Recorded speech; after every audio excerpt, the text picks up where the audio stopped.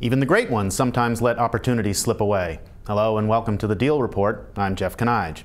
The Wall Street Journal just made the same mistake the Washington Post did 7 years ago. Walt, Mossberg, and Swisher are separating All Things D, their tech-obsessed website for the tech-obsessed, from the paper. The two journalists have hired a financial advisor to find new investors. The Journal still owns the All Things D name, and it's not clear yet where Swisher and Mossberg will end up. But they have some role models. Take John Harris and Jim Vandehei. In 2006, the two Washington Post political reporters left their jobs and founded Politico, which is now a must-read for political junkies, regularly driving the conversation in Washington. And it's expanding, having just acquired Capital New York, a rough analog just up the Northeast Corridor. The Post?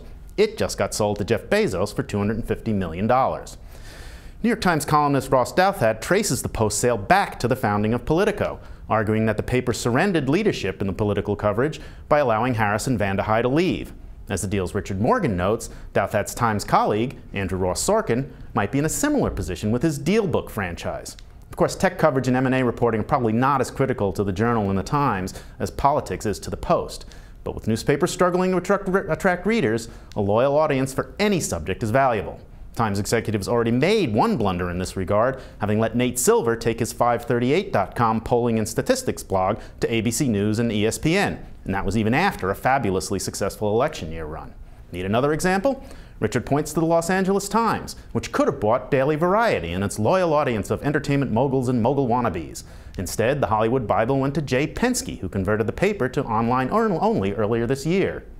Hollywood is to the LA Times as politics is to the Washington Post, and Variety was fairly cheap. Times wasn't interested. Now, newspapers have a lot of problems that they didn't cause, but these are unforced errors. Good reporters writing smart stories about interesting subjects still attract readers, and the big newspapers are still pretty good at all that stuff. They just don't always recognize when it happens. In New York, this is Jeff Kanige for The Deal.